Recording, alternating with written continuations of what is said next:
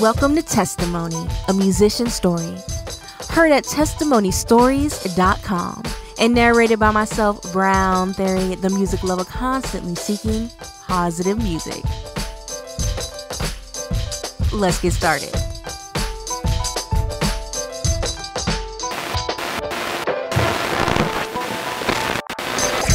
Bizzle, God over money, running with a whole lot of folk. I'm talking about ex-dealers, ex-fiends, there's a whole lot of dope. I'm talking about ex-killers, ex-thieves, no it's not a joke. So when I say Christ reigns, though it's my slay, no Jehovah got the rope. He can make your life change, shake it up, dice game. No gamble, no road shamble, my soul's handle, no price range. Still a mess, killing flesh, you ain't did it yet with your knife game.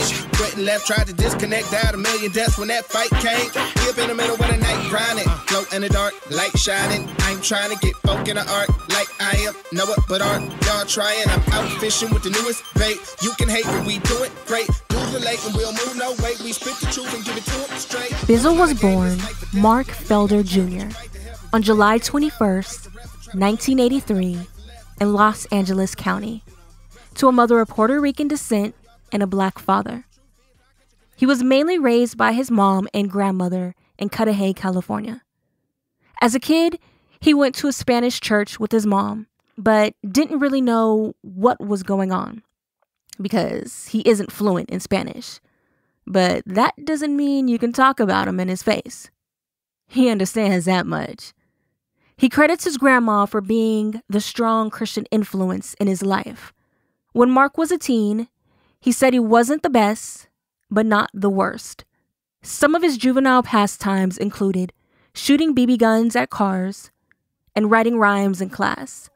Another pastime of his, of course, not a choice one, was butting heads with his father when he spent summers with him in Compton, California. I'm trying to be a better follower, cause true faith don't keep calling audible. And plus I tried on my own, and that's what had me crying at his throne in the first place. 2 steps forward, 2 steps back. It's like I'm running in place. Staying where I'm at, it's the same old path. Trying to hold me back. Lord, I need you to. Why don't you just lead me? Lord, I need you to lead me. I need you. Now I'm up in this predicament. I mean, we always butted heads. And, you know, he was a heavy drinker, you know what I'm saying? Still does a lot to this day. So a lot of our headbutting wasn't always for a reason. He drank a whole lot and got verbally abusive, sometimes physically.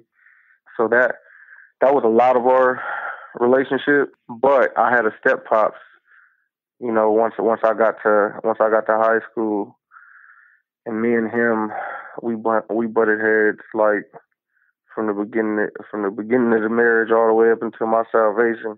I just felt like he never really wanted me there. He tolerated me because he wanted my mom, and it was obvious to me. His sophomore year of high school, he moved to Houston with his mom and stepdad and finished school there. As soon as he was legally an adult, he moved back to Cali. He did do some wilding out, but unlike his father and some of his family members, he never had a taste for alcohol, which he believes is the grace of God on his life. But what he did have a taste for was rapping and women. Mark hooked up with the rap clique LAV, which stood for Lavish Pimpin', and went by Playboy. In typical Cali form, they called him Play Bizzle, and that eventually got shortened to Bizzle. Those days, he rapped about shooting, moving drugs, and pimping.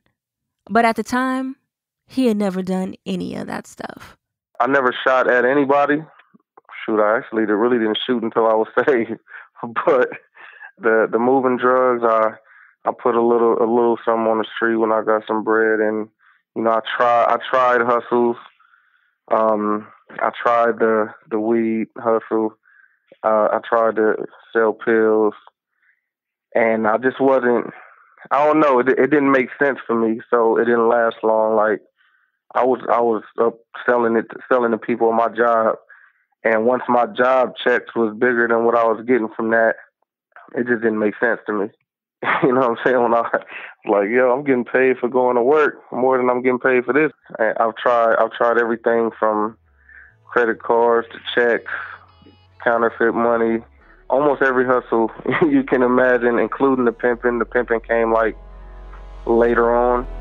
Dear hip hop, it's me, your foster child. I'm writing this cause I feel we should sit and talk a while. It may sound like I'm crazy, but I feel like your baby. Spent more time with you than my own folks, so it's just like you raised me. You taught me how to walk, said I should have swag. You taught me how to dress, that's why I let my pants sag. You taught me how to be a man like I ain't have a dad. You taught me how to talk, that's why my grandma bad. You taught me self-defense, a little rule of thumb.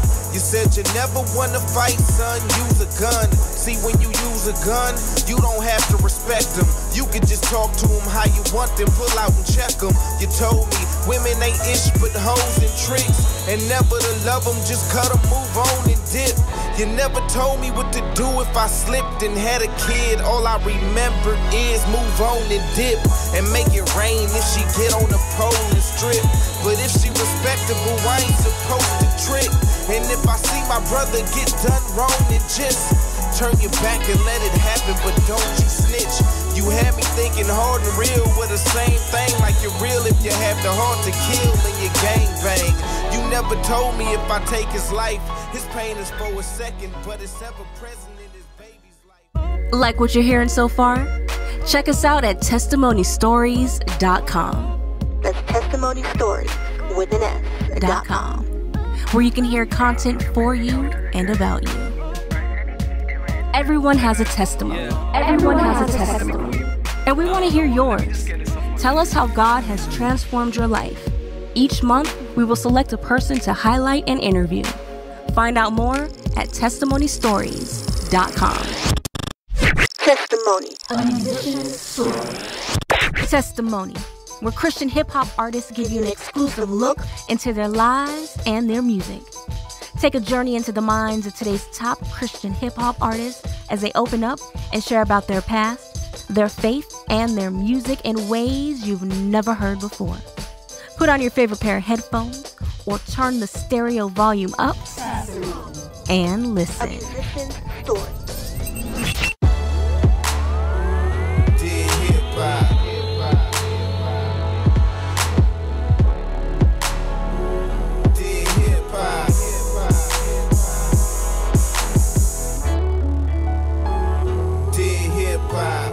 Yo, what up? It's Bizzle, and this is Testimony, a musician's story. Dear hip hop.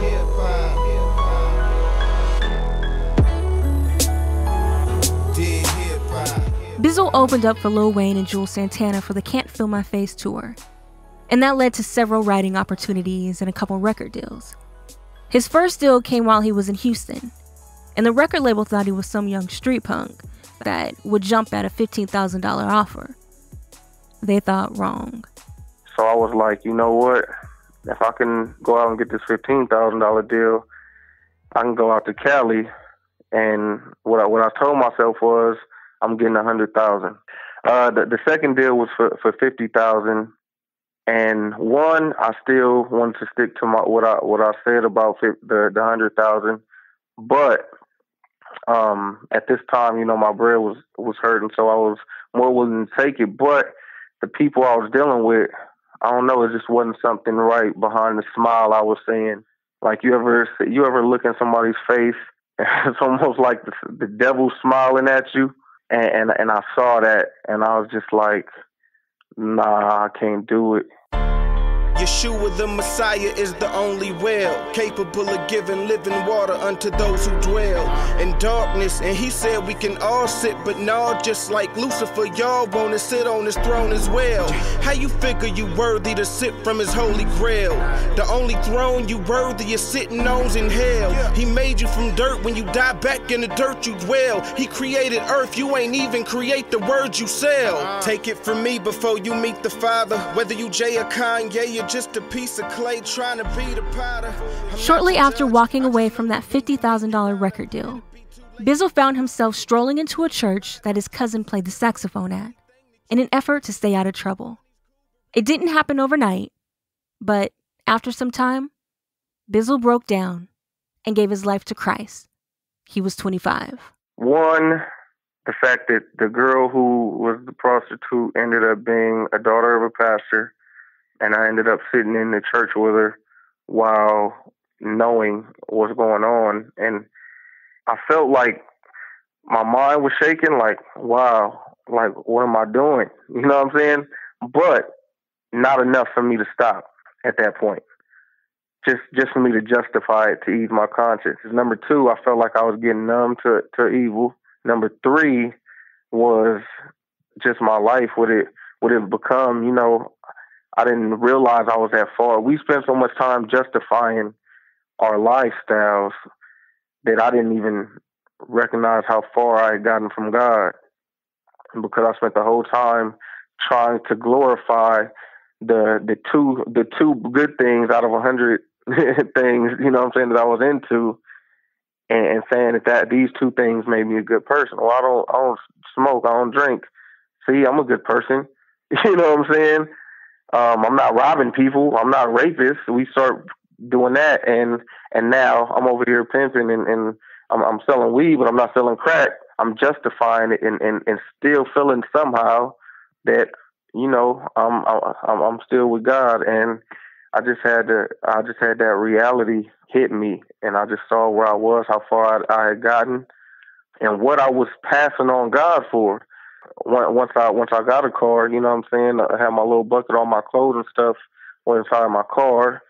So we got like these big plastic trash bags, and so it's like, is this what I'm holding on to so tightly that I'm saying, God, I'll go, but first, let me chill with my floor and my clothes in my car, and that was the result of me making my own decisions.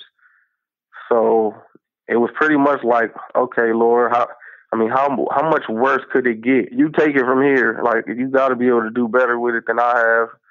And man, he did. Testimony. A musician's story. Testimony, where Christian hip-hop artists give you an exclusive look into their lives and their music. Take a journey into the minds of today's top Christian hip-hop artists as they open up and share about their past, their faith, and their music in ways you've never heard before. Put on your favorite pair of headphones or turn the stereo volume up and listen. A musician's story.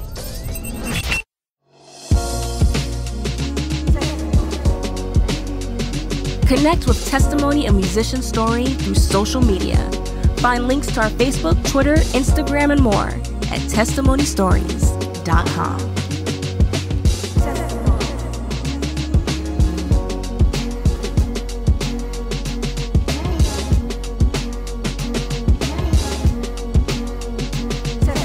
A musician's story. Hey, just in case you ain't know, yes, I'm young. Fly, but I'm saved though. Eventually we can all be's what I pray for. Know you plan on it, daggone it, what you waiting for? I serve a God who could bless and through the mess. He hold me, if God fold me, then who could test? Father, you the best. You the best, and you sent down your shoe to prove it in the flesh. Truer than the rest, if I gotta go through it for your name, I'ma do it, never truer for the test. The movement in effect, so even when it seemed like I'm with the other team, no, I do it for the blessed. Still stand tall in a room full of thugs. Keep a smile on in a room full of mugs. And you can say the Lord peace be on me, so you can keep it G, I'ma keep it G-O-D, yeah. Now back to Bizzle's Testimony, a musician story.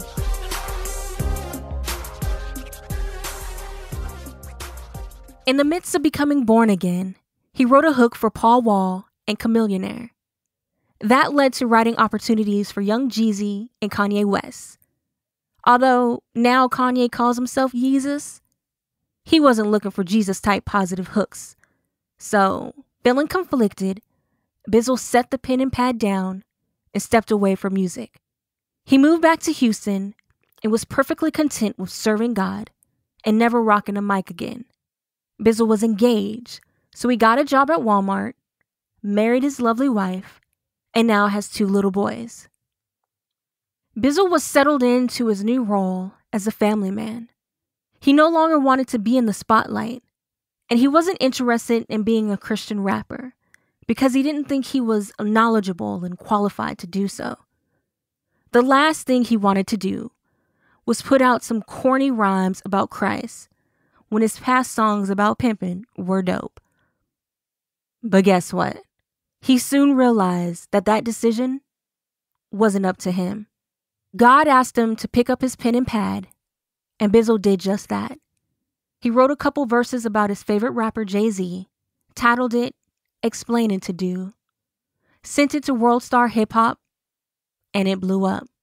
Now Bizzle is known as the Christian rapper who wrote the Jay-Z diss song. And what's with all the black crows? Oh, your girl's a black bird. Satanic symbols flashing when you lack words. 2 flashes of the Baphomet. 1 flash of Christ on the cross with bullets on side marking him. I'm lost again. What it gotta do with the song? And if it doesn't, which it doesn't, then tell me what all you marketing. All black album. How come 99 problems? A song number 9. So the outcome. It's almost like I felt like I got a lot of a bunch of information that nobody else had. Or I was seeing something that people wasn't seeing, like there's a bomb in the building. I'm the only one who knows. So am I just going to get out the building and say forget about it, or tell everybody it's a bomb in the building? So with this, it was like I wanted to put it out there and let people choose, knowing, because up until that point I was a Jay-Z fan. So like I'm talking about, I had Blueprint 3 and was banging it like, yo, this is a classic, yada yada yada. And I was saved and walking for over a year, so it wasn't any kind of hatred or anything like that. But the moment I got all of this, I start seeing all of this stuff, and I'm like, okay, the God I just gave my life to, he has an issue with, and he's blaspheming, and he's like, the moment I felt like I had to choose, it was a God, and you know what I'm saying? It's wartime, like it's almost like you can have a best friend there at your house, but your best friend start disrespecting your mom, and they can get treated like a stranger in a heartbeat. I felt like Explain do put people's guards up and made them watch. He could do like a million blasphemous things and all this antichrist type stuff, but then he'll say one line or make one statement, and they'll be like, "See, he loves Jesus. He said this," and I'm like, yo, what are you talking about? So every time I feel like the line got blurred again, I draw it right back in the sand clear. Because of the energy and the response from Explain to Do, I never really liked doing those kind of records. A lot of it was bad and you know, and threats kind of, and you know, you would be and you just want to get famous, and I'm looking on Christian websites and they're saying, oh, he's the Antichrist, he's a wolf in sheep's clothing, he's the devil is a liar, and I'm like, yo, like Christians, these are people, you know what I'm saying? And that was really a rude awakening for me, because I was naive. I felt like, yo, the Christians are just gonna love me, they're gonna embrace me, like I stood up for our God. So after that, going in the second time, I knew what to expect. So I dreaded it, and I was just like, Lord, you sure? But, you know, I just try to be obedient to the Lord. Being obedient to the Lord is a difficult task, especially knowing that you're going to get backlash for it. But once again, Bizzle put his pen to his pad and wrote a response to Macklemore's Same Love. But why did he wait a year after the song's debut to write his response? Because I thought the song would die out and it wouldn't be anything that we had to worry about. But when I saw that the industry as a whole was trying to keep breathing life into the song, and it's a year old, but they're still just pumping it everywhere. I was like, okay, this is no longer about a song. They don't put that behind any other song that's come out. So now it's about pushing an agenda, pushing a doctrine, pushing a belief, a set of moral standard. Like, that's what this song is about. And now we're going to have them perform the song, but now we're going to do different stuff around the song.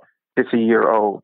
We're going to have a black gay ball player and a black rapper introduce the song this time and say, oh, it's just like what we went through, just to, you know, get the black people on board with the movement. And then the next event, we're going to do this the wedding, and we're going to marry people around this same old song. And I'm like, yo, this cannot be the only side of the story that's getting told. And then I start seeing the media was manipulating people into believing that they're full of hate if they disagree. And I'm like, nah, y'all not finna do that. That's manipulation. And I gave the example before. If a dude tells a female, if you love me, you'll have sex with me. Well, if you don't have sex with me, then you don't love me. You must not love me. That's manipulation.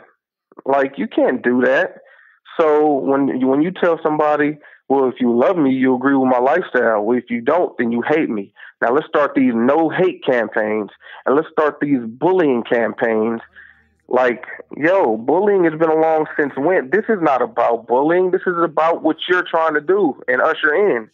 This isn't about hate. Hatred's been here. There's going to be another side to this. You're not going to fight a make-believe war where there's no other side for you to fight, because anything that stands against you, you put in the hate category. So, you know, I just stood. It's funny how the media portrays things. They really pushing hard for this gay thing. And it's so wicked how they manipulate things. Can't even disagree without them making it a hate thing. I say you wrong and you holler hate instantly. But you say we the ones who don't tolerate differences.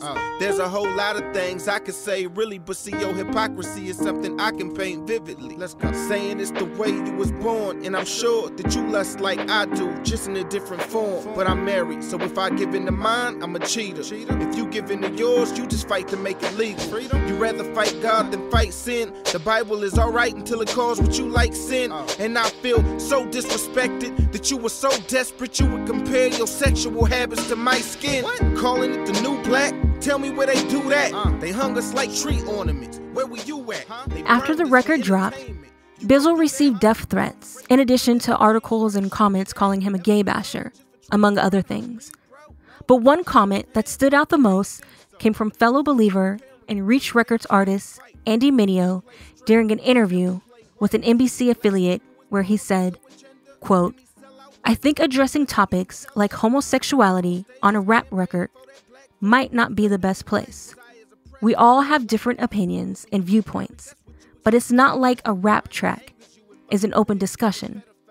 It's one way." I feel like Andy Mineo's album is full of one-sided dialogues. My album's full of one-sided dialogue. All of ours. That's what we do. Like, why is it now is being called one-sided dialogue? Like, at the end of the day, we're supposed to speak on things from a Christ-like perspective. Now, we talk about every other sin. I talked about pornography, my own. Talked about my own struggles with lust. We talk about, yo, stop selling drugs. Stop poisoning our community. Stop killing. Stop stealing. But when it comes to this sin, oh, well, you can't address this. Now, if you don't feel led to do that, cool. I feel like I can address it in the song. I've been addressing tough subjects in songs. It's definitely a touchy subject. I handled it delicately. I didn't come with the aggression that I came with on previous songs like it. And I tried to show God's grace and love, and you know what I'm saying, but still stand firm. And I think the difference is, like, know how he doesn't feel, but you know, where do you stand? Macklemore gave his perspective in a 3-minute song. All of these cats is giving a perspective, so where's our perspective at? Like, we have to represent in our 3-minute songs. I feel having your own perspective and feeling like, you know, I don't feel led to address it, but when I address it, if you're silent when they're doing theirs, be silent when I do mine. Testimony. A musician's story. Testimony, where Christian hip-hop artists give you an exclusive look into their lives and their music.